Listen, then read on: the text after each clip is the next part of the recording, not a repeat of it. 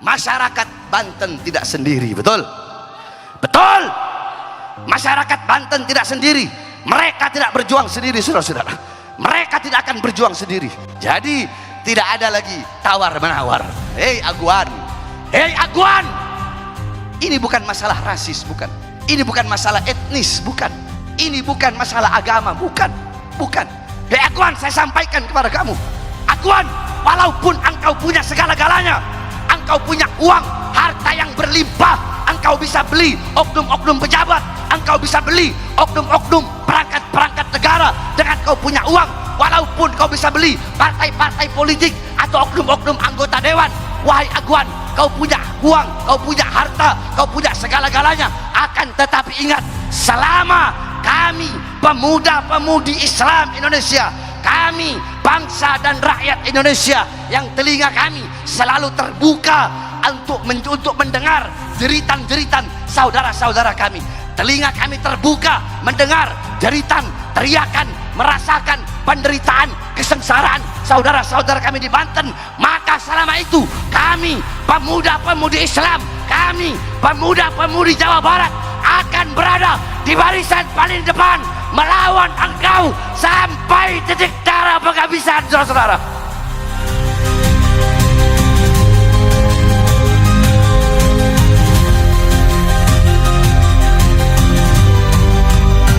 Saudara-saudara sekalian yang dimuliakan oleh Allah, singkat saja, kita duduk di ini majelis yang penuh dengan kemuliaan, yang penuh dengan keutamaan, yang penuh dengan keberkahan.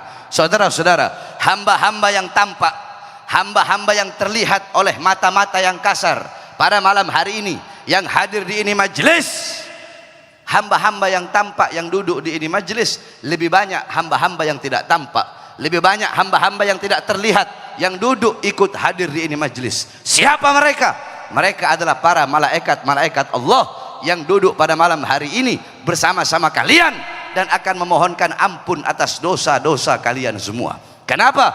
Karena duduknya kita di ini majelis mendapatkan kemuliaan, mendapatkan keagungan daripada apa? Daripada ilmunya Allah Subhanahu wa taala. Laisa syai'un azza minal ilm. Tidak ada sesuatu apapun yang lebih mulia, yang lebih agung daripada ilmu. Kul hal yastawil ladzina ya'lamuna wal ladzina la ya'lamun. Katakanlah, apakah sama orang-orang yang berilmu dengan orang-orang yang tidak berilmu? Ay la yastawuna abada la fid dunya wala fil akhirah. Tidak akan pernah sama orang-orang yang berilmu dengan orang-orang yang tidak berilmu. Duduk dengan orang berilmu, duduk dengan orang alim, berkumpul dengan orang alim, dan berkumpul dengan selain daripada mereka tidak akan pernah sama, kata Allah. La fid dunya wala fil akhirah. Di dunia tidak sama, di akhirat pun tidak sama. Nah, saudara-saudara, kita duduk di sini mendengarkan nasihat-nasihat. Tadi Al-Habib Muhammad, Al-Habib Abu Bakar, Al-Habib Hanif telah memberikan nasihat-nasihat yang begitu luar biasa kepada kita. Nah, ilmu-ilmu yang beliau sampaikan itu pulang dari ini majelis, engkau jadikan ilmu tersebut, engkau amalkan ilmu-ilmu yang beliau sampaikan, engkau amalkan dengan penuh keikhlasan. Saudara-saudara sekalian, kita duduk di ini majelis di saat hamba-hamba yang lain di luar sana mereka lalai dalam keadaan berbuat dosa, lalai dalam keadaan berbuat maksiat kepada Allah, mungkarat, dhalalat, sayyiat, mukhalafat. Tapi kita duduk di sini, kita sedang mengingat Allah. Di saat hamba-hamba di luar sana malam minggu lalai, mereka mabuk, mereka narkoba, mereka melacur, mereka berzina. Kita duduk di sini untuk menanamkan dalam hati kita ta'alluq dan tasyawwuq, untuk menanamkan keterkaitan hati kita dengan baginda Nabi besar Muhammad dan menanamkan kerinduan dalam hati kita kepada baginda Nabi besar Muhammad sallallahu alaihi wasallam. Satu contoh kerinduan yang begitu besar kepada baginda Nabi besar Muhammad. Ja'at imra'atun li Aisyah. Satu waktu datang seorang wanita kepada Sayyidatuna Aisyah radhiyallahu anha. Beliau berkata, "Ya Aisyah, ikshif li gabran Nabi sallallahu alaihi wasallam." Wahai Aisyah, bukakan bagiku kuburan Nabi Muhammad. Nabi Muhammad dikuburkan di kamar Sayyidatuna Aisyah. Fakashafat, kemudian dibuka pintu tersebut. Fadakhalat imra'atun fajalasat fabakat hatta matat. Wanita itu ketika dibuka kuburnya Rasulullah, dia masuk, dia duduk, jalasat fabakat, dia menangis hatta matat, sampai dia mati saat itu juga. Menangis membawakan kerinduan kepada baginda Nabi besar Muhammad sallallahu alaihi wasallam. Kerinduan kita tidak sampai mati, saudara-saudara. Oleh karenanya ini adalah malam puncak kerinduan kepada Nabi Muhammad, maka jadikan Nabi Muhammad sebagai teladan, uswah, qudwah dalam kehidupan kita sehari-hari. Karena tidak ada idola yang lebih mulia, yang lebih agung selain daripada baginda Nabi besar Muhammad sallallahu alaihi wasallam. Dan sedikit saya tutup nasihat ini dengan sebentar lagi kita akan memasuki bulan yang mulia, bulan yang agung, bulan yang penuh dengan keutamaan, bulan yang penuh dengan kemuliaan. Syahrul Syam, Syahrul Qiyam, Syahrul Quran, Syahrul Istighfar, Syahrul Taubah, Syahrul segala macam bulan yang penuh dengan keutamaan, bulan yang penuh dengan kemuliaan, bulan yang keutamaan itu hanya Allah berikan kepada kita sebagai umat Nabi Muhammad, tidak kepada umat-umat. Bahkan keutamaan-keutamaan yang ada di bulan Ramadan Allah berikan hanya kepada kita, tidak kepada umat-umat yang lain. Mulai dari perlipat gandaan amal di bulan Ramadan. Saudara-saudara, satu ayat Al-Quranmu di bulan Ramadan sama seperti kau membaca 10 ayat. Satu rakaatmu di bulan Ramadan, baik wajib ataupun sunnah, maka kau mendapatkan 10 kali lipat pahala. 10 rakaatmu sama dengan 100, 100 rakaatmu sama dengan 1000. Pelipat gandaan amal ini hanya Allah berikan kepada kita sebagai umat baginda Nabi besar Muhammad sallallahu alaihi wasallam. Maka bersyukurlah engkau dengan kedatangan bulan yang begitu mulia, bulan yang begitu agung, bulan yang dirindukan oleh para aulia, oleh para syuhada, oleh para as-salafus saleh.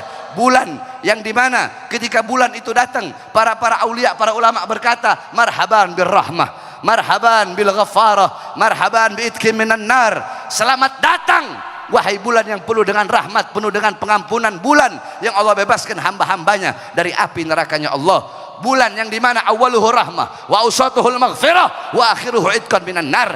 Bulan yang 10 hari pertama rahmat, rahmat yang Allah berikan di bulan Ramadan lebih banyak dibandingkan rahmat-rahmat di luar bulan Ramadan.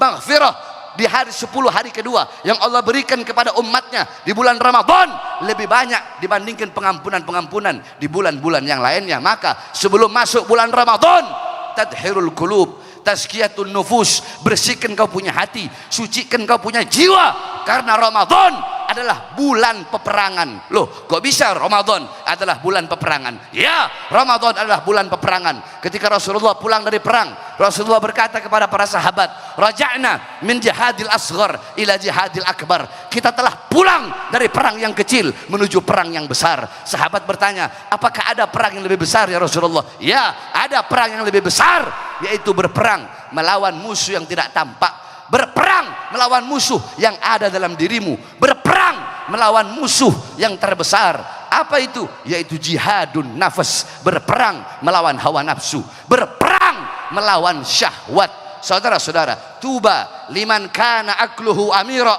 wa hawahu asira, fawailul liman kana akluhu asira wa hawahu amira. Sungguh beruntung, sungguh berbahagia bagi orang-orang yang akalnya menjadi raja sedangkan nafsunya menjadi budak, dan sungguh celaka bagi orang-orang yang akalnya menjadi budak dan nafsunya menjadi raja. Saudara-saudara, kita manusia Allah ciptakan sempurna. Malaikat punya akal, tidak punya nafsu. Makanya malaikat tidak pernah berbuat dosa kepada Allah, tidak pernah melawan perintah Allah, selalu taat, selalu patuh, selalu tunduk kepada Allah. Kenapa? Malaikat Allah ciptakan akal, tidak punya nafsu.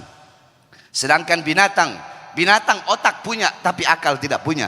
Allah ciptakan binatang nafsu tapi tidak akal. Makanya binatang, kalau itu kucing dia mau nyolong, dia mau apa, kambing makan rumput orang, binatang tidak punya akal. Sedangkan kita, apa-apa yang tidak dimiliki oleh malaikat kita punya. Apa itu? Nafsu. Apa-apa yang tidak dimiliki oleh binatang kita punya. Apa itu? Akal. Sehingga intinya, siapa orang yang akalnya menguasai hawa nafsunya, akalnya menguasai syahwat, akalnya menjadi raja, nafsunya menjadi budak, akalnya yang dimana akalnya bisa memperbudak syahwatnya sehingga akal itu menghantarkan dirinya kepada ketaatan kepada Allah, kepatuhan kepada Allah, kepada ilmu, amal, ibadah, wara, khauf, ikhlas, sabar, takwa, zuhud, ibadah, qanaah, menuntut ilmu, duduk di majelis taklim, duduk berkumpul bersama para aulia, para solehin, orang-orang alim, para pewaris keilmuan Nabi Muhammad, penyambung lidah Nabi Muhammad, penerus perjuangan Nabi Muhammad. Maka akal yang seperti ini, akal yang menjadi raja dan nafsu menjadi budak, maka kedudukan orang-orang yang seperti itu lebih mulia daripada malaikat. Sebaliknya, orang-orang yang syahwat dan hawa nafsunya menguasai akalnya, syahwat hawa nafsunya memperbudak akalnya, sehingga akal diperbudak, condong kepada perbuatan dosa, maksiat, mungkarat, dolalat. Dia lebih memilih perkara-perkara yang memutuskan hubungannya dengan Allah daripada meninggalkan perkara yang memutuskan hubungan dengan Allah untuk Allah Subhanahu wa taala. Sehingga dia lebih memilih untuk meninggalkan perkara-perkara dunia, perkara-perkara yang tidak bermanfaat, perkara-perkara yang menjauhkan dia dari Allah.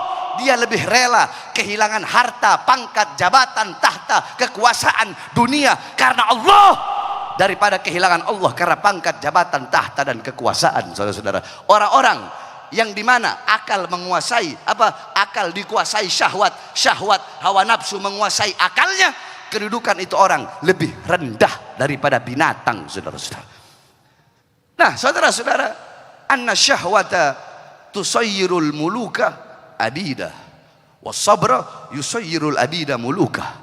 Alam tara Yusuf wa Zulaikha, alam tara Yusuf wa Zulaikha, sesungguhnya hawa nafsu bisa menjadikan raja menjadi budak, sedangkan kesabaran bisa menjadikan budak menjadi raja. Tidak pernahkah kau mendengar dan melihat kisah Nabi Allah Yusuf dan Siti Zulaikha? Nah, Ramadan adalah bulan bagi kita berperang melawan hawa nafsu, berperang melawan syahwat, melatih kesabaran. Dengan apa? Dengan menahan diri dari lapar. Lapar adalah sunnah para nabi, lapar sunnah para rasul, lapar itu adalah sunnah para aulia, lapar itu syiarnya para aulia. Saudara-saudara, Sayyidatuna Aisyah ketika berdiri depan kuburnya Rasulullah, apa kata beliau? Ya man lam yalbisal harir wa lam yanam alal firashil wathir, ya man kharaja minad dunya wa lam yashba' batnahu walau bi khubsis sa'ir. Wahai seorang manusia yang wafat, yang meninggal dunia, walam yashba' batnahu, yang meninggal dunia, yang wafat dalam keadaan perutnya kosong, belum masuk sesuatu apapun walaupun sekedar roti yang kering. Syekh Abdul Qadir Jailani pernah kelaparan sambil beliau ngerangkak di padang pasir memakan pucuk-pucuk daun.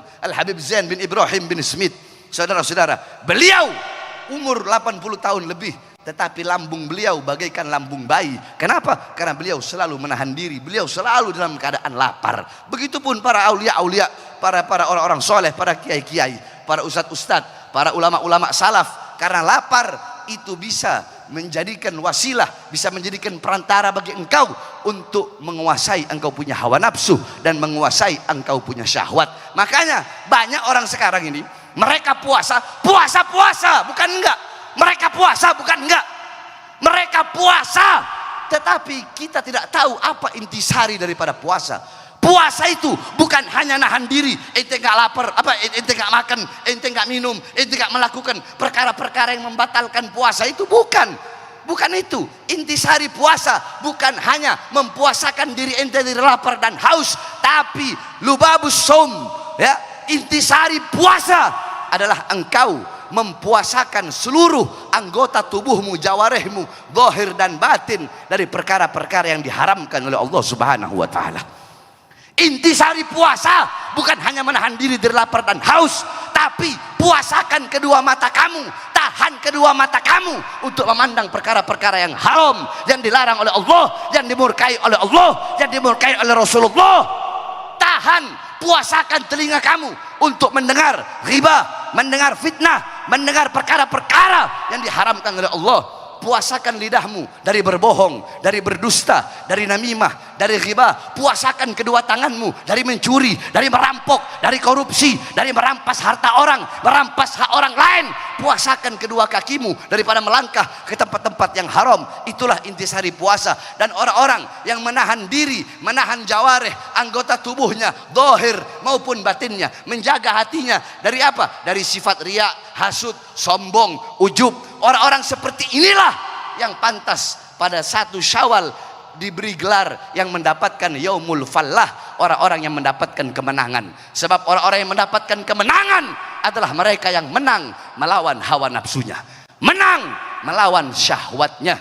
Maka saya wasiatkan kepada engkau semua, sebelum memasuki bulan Ramadan, bersihkan kau punya hati, bersihkan kau punya jiwa, agar kau masuk bulan Ramadan dalam keadaan mulia, keadaan agung, keadaan suci, dipandang oleh Allah dengan pandangan kasih sayang. Hidupkan siang hari dengan beribadah, malam hari dengan beribadah, karena belum sampai kita bakal nanti ke Ramadan tahun depan. Jangankan Ramadan tahun depan, Ramadan besok saja belum tentu kita sampai, saudara-saudara. Maka persiapkan diri kita dari sekarang untuk memasuki bulan Ramadan, agar masuk bulan Ramadan dalam keadaan suci, keluar lebih suci dari sebelumnya. Masuk bulan Ramadan dalam keadaan baik, keluar lebih baik daripada sebelumnya. Dan kita juga berdoa kepada Allah Subhanahu wa taala agar demi keberkahan dan keutamaan sebentar lagi masuk bulan Ramadan, semoga segala macam ketidakadilan, segala macam kezoliman, segala macam kehancuran, segala macam fitnah, segala macam kerusakan-kerusakan yang menimpa bangsa, yang menimpa negara, yang menimpa NKRI, yang menimpa rakyat, semuanya diangkat oleh Allah Subhanahu wa taala, saudara-saudara. Diangkat semuanya oleh Allah Subhanahu wa taala. Kenapa?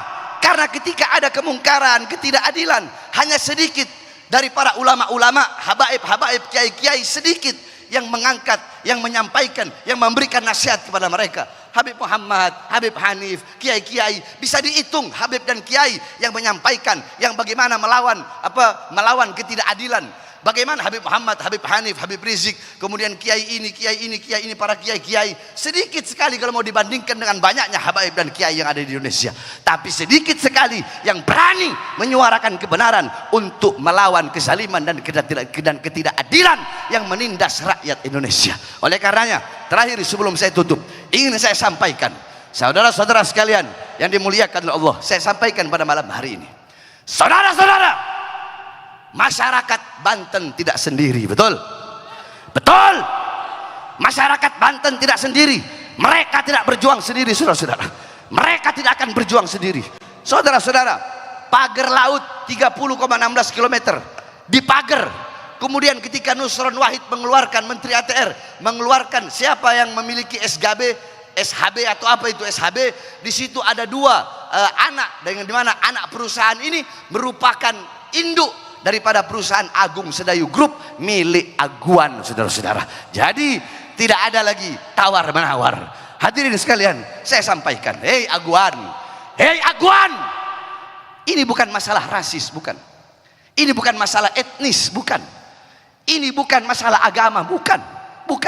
Hei Aguan, saya sampaikan kepada kamu, Aguan, walaupun engkau punya segala-galanya, engkau punya uang, harta yang berlimpah, engkau bisa beli oknum-oknum pejabat, engkau bisa beli oknum-oknum perangkat-perangkat negara dengan kau punya uang. Walaupun kau bisa beli partai-partai politik atau oknum-oknum anggota dewan, wahai Aguan, kau punya uang, kau punya harta, kau punya segala-galanya. Akan tetapi ingat, selama kami pemuda-pemudi Islam Indonesia, kami bangsa dan rakyat Indonesia yang telinga kami selalu terbuka untuk mendengar jeritan-jeritan saudara-saudara kami, telinga kami terbuka mendengar jeritan, teriakan, merasakan penderitaan, kesengsaraan saudara-saudara kami di Banten, maka selama itu kami pemuda-pemudi Islam, kami pemuda-pemudi Jawa Barat akan berada di barisan paling depan melawan engkau sampai titik darah penghabisan, saudara-saudara.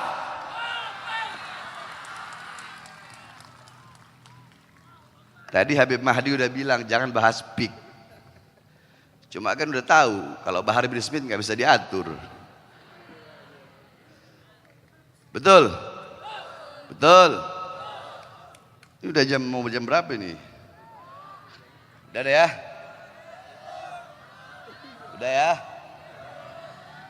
Saya nggak mau nanti sampai ada yang megang-megang kaki saya begini lagi ntar. Kayak Ustadz tadi itu.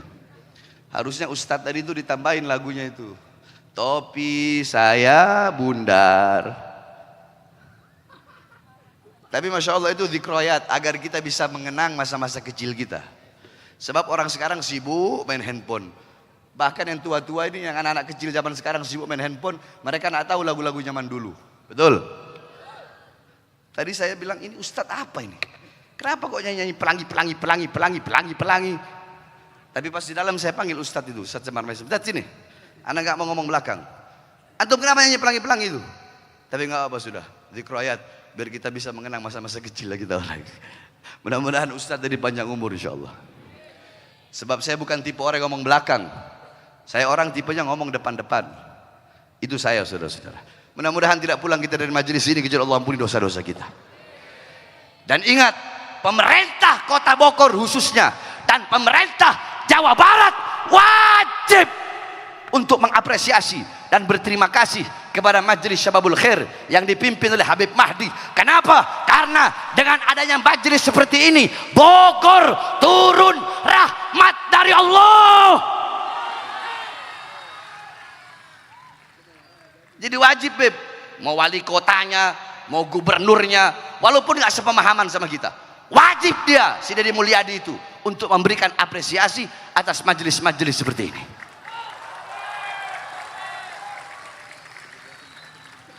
Coba lihat berapa puluh ribu orang, ratusan ribu orang sampai di luar ngumpul bersolawat kepada Nabi. Jangankan kalian jangankan ratusan ribu orang, satu orang saja yang bersolawat kepada Rasulullah. Dalam riwayat kuburnya Rasulullah itu ada satu malaikat yang Allah tugaskan untuk selalu menyampaikan solawat umatnya. Jadi malaikat ini ngomong, ya Rasulullah, fulan bin fulan, disebut kau punya nama satu persatu. Makanya kan tadi saya bilang, hamba-hamba yang tidak tampak lebih banyak yang hadir daripada hamba-hamba yang tampak. Kau punya nama disebut satu persatu di hadapan kuburnya Rasulullah. Fulan bin fulan, fulan bin fulan, fulan bin fulan. Di bawah pimpinan Habib Mahdi ada Habib Hanif, ada Habib Muhammad, ada Habib Abu Bakar, ada Ustadz Nabil yang tadi membawakan qasidah yang luar biasa. Mereka bersalawat kepadamu ya Rasulullah. Apa kata Rasulullah? Bawa salawat mereka menghadap Allah. Dibawa salawat kalian menghadap Allah Subhanahu wa ta'ala. Allah bilang, akan aku ciptakan dari satu huruf dari salawat yang mereka baca. Contoh, ya Rabbi salli ala Muhammad, ya Rabbi salli alaihi wasallim.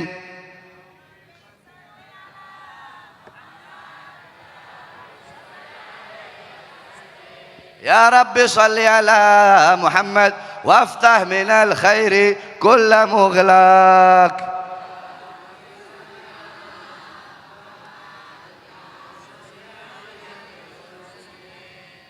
Ya Rabbi, ya satu huruf, alif satu huruf, ro satu huruf, ba satu huruf, ya satu huruf. Ya Rabbi 5 huruf. Dari setiap satu huruf, kata Allah, akan Allah ciptakan 360 malaikat yang punya 360 kepala. Setiap kepala punya 360 wajah. Tiap wajah punya 360 mulut. Tiap mulut punya 360 lidah. Dan tiap lidah akan memohonkan ampun atas dosa-dosa orang yang bersolawat dan yang mendengar solawat tersebut. Dan malaikat itu tidak akan mengangkat kepala dari sujudnya sebelum Allah mengampuni seluruh dosa-dosa orang tersebut. Jadi dengan adanya kita duduk di sini bersolawat nimba ilmu, yang kanan kebagian, yang kiri kebagian, yang depan kebagian, yang belakang kebagian, bahkan yang tidak suka sama ini pengajian ikut mendapatkan keberkahan, kebaikan dan rahmatnya, saudara-saudara. Terus pemerintah giliran ada dangdut, ada artis ada apa ngasih apresiasi. Terus yang kayak begini nggak ada kasih apresiasi, pemerintah goblok kalau andaikan nggak mengasih apresiasi ini, saudara-saudara. Udah Habib Mahdi tenang, ada apa-apa Bahar bin Smith yang ditangkap, tenang aja. Kalau ada pemerintah, pejabat nggak terima dengan apa yang saya sampaikan, jangan bilang-bilang ke Habib Mahdi, jangan bilang-bilang ke panitia. Saya Bahar bin Smith siap diteror, diancam, dipenjara atas apa yang saya sampaikan, saudara-saudara. Makanya jangan macam-macam sama rakyat, betul? Jangan macam-macam sama masyarakat, betul? Weh, ini Indonesia, kedaulatan daratan, kedaulatan lautan Indonesia bukan milik Aguan, bukan milik Sedayu Group, bukan milik Jokowi, bukan milik Prabowo, bukan milik PDI, bukan milik anggota dewan, bukan milik seluruh pejabat-pejabat pemerintah, bukan milik seluruh partai politik manapun, tapi kedaulatan bangsa, kedaulatan negara, kedaulatan daratan dan lautan Indonesia, rakyat Indonesia, bangsa Indonesia, tanah Indonesia milik kita bersama, bangsa dan rakyat Indonesia, saudara-saudara. Allahu Akbar. Indonesia merdeka, merdeka, merdeka. Allahu Akbar.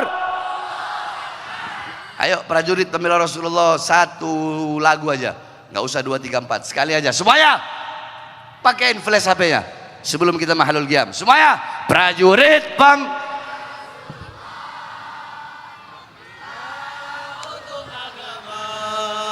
bangkitlah untuk negara, satukan hati, satukan jiwa. Musuh di depan mata, lawan dia sampai berdarah. Untuk agama dan negara, tercipta kematian, murah harganya. maju, maju, ayo Maju ayo terus maju, habisi pengkhianat bangsa. Kami berjanji demi Allah, rela binasa demi agama. Wahai prajurit pembela Rasulullah, berjuanglah tanpa lelah. Walau harus merangkak dengan mata, takkan mundur walau satu langkah. takkan mundur. Walau satu langkah. Alhamdulillah, di Indonesia masih banyak para habaib dan kiai-kiai yang tidak bisa disuap, disogok oleh oligarki. Betul? Kita punya imam besar Habib Rizik, Habib Muhammad Al-Attas, Habib Hanif, guru kita Habib Mahdi, Bahar bin Smith. Saudara-saudara, kalau yang lain mungkin bisa disuap, bisa disogok, tapi bagi kami para singa lebih memilih mati kelaparan daripada harus makan rumput. Saudara-saudara, Habib Rizik bin Syihab, Habib Hanif Al-Attas, Habib Muhammad Al-Attas, Habib Mahdi bin Syihab, Habib Mahdi Assegaf, dan para habaib, para kiai-kiai yang istiqomah, yang lurus, kami tidak bisa disuap, tidak bisa disogok, dan kami mending mati kelaparan bagaikan singa daripada makan uang pejabat dan pemerintah. Saudara-saudara, walafu minkum, wassalamualaikum warahmatullahi wabarakatuh.